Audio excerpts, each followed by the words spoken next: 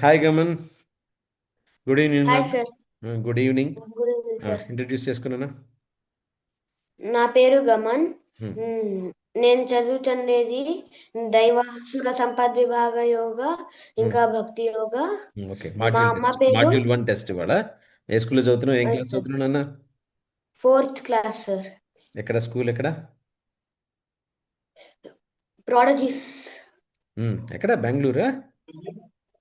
చెప్పేసి. Yes sir, బెంగళూరులో కాచన్మల్లిలో. Fourth class చదువుతున్నావు. స్కూల్ పేరు ఏంటి? ఇంకోసారి చెప్పు. Proud. Prodigies sir. Okay, proud. Prodigy. చెప్పు. మా అమ్మ పేరు శశికళ. మ్మ్. మాతృ మాతృదేవ మాతృ భవ. మాతృదేవో భవ. మాతృదేవి భవ. మ్మ్. మా నాన్న పేరు మ్మ్. ప్రదీప్ రెడ్డి. మ్మ్. పితృదేవి పితృదేవో దేవభవ. భవ. మ్మ్. మా శ్లోక టీచర్. టీచర్ శ్లోక శ్లోక టీచర్. టీచర్ పేరు మ్మ్. ఉమ్, ఎస్ లక్ష్మి. మ్మ్.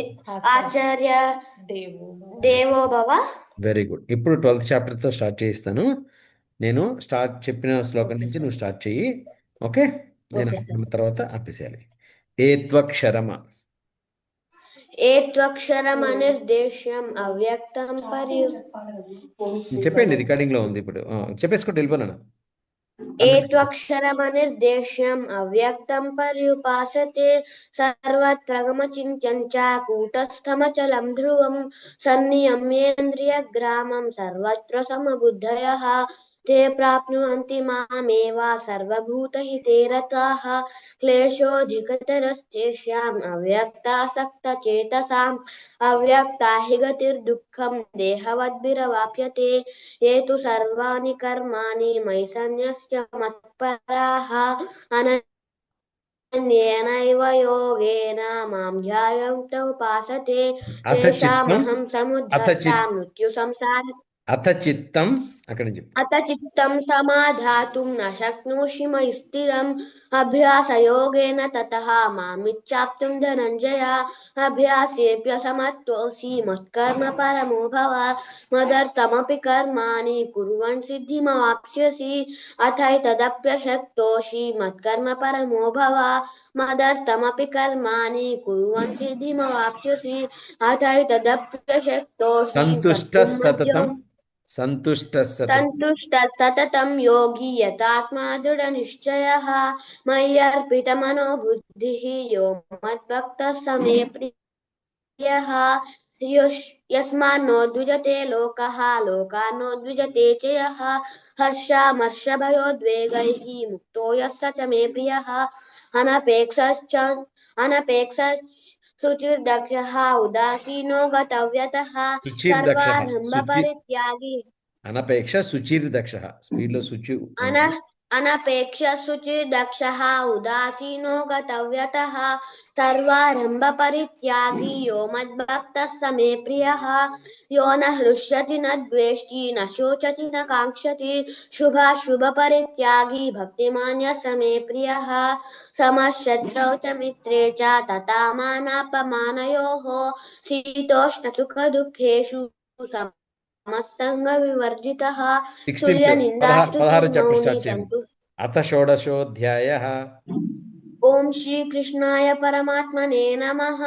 श्रीमद्भगवद्गीता अथ षोडशोऽध्यायः। श्रद्धात्रे सो దైవాసుర. दैवासुर सम्पद्विभागयोगः। अर्जुन श्रीभगवानुवाच अभयं सत्त्वसंशुद्धिः ज्ञानयोगव्यवस्थितिः दानं दमश्च यज्ञश्च स्वाध्यायस्तप आर्जवम् अहिंसा सत्यमक्रोधः त्यागः शान्तिरपैशुनम् दया भूतेष्वलोलुप्त्वम् मार्दवम् ह्रीरचापलम् तेजः क्षमा धृतिः शौचम् अद्रोहो नातिमानिता भवन्ति सम्पदं दैवीम् अभिजातस्य भारत दम्भो दर्पोऽभिमानश्च क्रोधः पारुष्यमेव च अज्ञानं चाभिजातस्य पार्थ सम्पदमासुरीं दैवी सम्पद्विमोक्षाय निबन्धाय सुरीमता मासु च सम्पदं दैवीम् अभिजातोऽसि पाण्डव అసత్యమ द्वौ भूत ప్రతిష్టంతే. असत्यमप्रतिष्ठन्ते जगदाहुरनीश्वरम् अपरस्परसम्भूतं किमन्यत् कामहैतुकम् एतान् आशापाशशतैर्बद्धाः आशापाशशतैर्बद्धाः कामक्रोधः परायणाः ईहन्ते కామక్రోధ లేదు కామక్రోధ పరాయణ.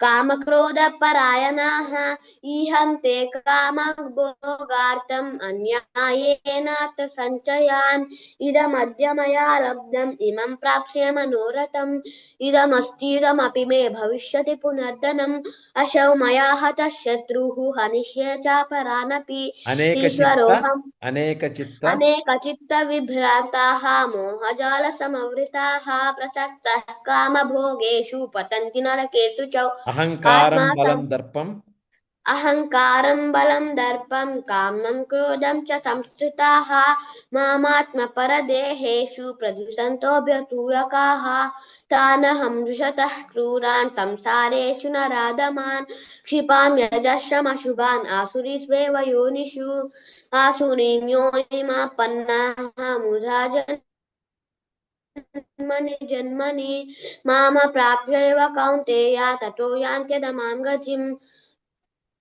వెరీ त्रिविधं గుడ్. नरकस्येदं द्वारं नाशनमात्मनः कामः क्रोधस्तथा लोभः तस्मादेतत्त्रयं त्यजेत् యశాస్త్రవిధి एतैर्विमुक्तः యశాస్త్రవిధి यशास्त्रविधिमुत्सृज्य वर्तते कामकारतः न स నస సిద్ధిమవాప్నోతి आप्नोति न सुखं न परां व्यवस्थितौ ज्ञात्वा शास्त्रविधानोक्तं कर्म कर्तुमिहार्हसि ॐ तत्सदिति श्रीमद्भगवद्गीतासु उपनिषत्सु ब्रह्मविद्यायां योगशास्त्रे श्रीकृष्णार्जुनसंवादे दैवासुरसम्पद्विभागयोगो नाम षोडशोऽध्यायः। Very good, outstanding. Okay, module 1 certificate, medal అన్నీ కూడా నీ కొరియర్లో వస్తాయి. You have completed successfully module 1. Very good job. Okay, Thank you, sir. Very good, Yes, keep sir. It up. Okay, module sir. 2 కూడా బాగా ఇట్లా ఇచ్చేసేయాలి టెస్ట్. ఓకేనా? Okay, sir. కాన్ఫిడెంట్గా ఇచ్చేయాలి. Okay, sir. ఓకే నాన్న, Okay, sir. Bye, see you.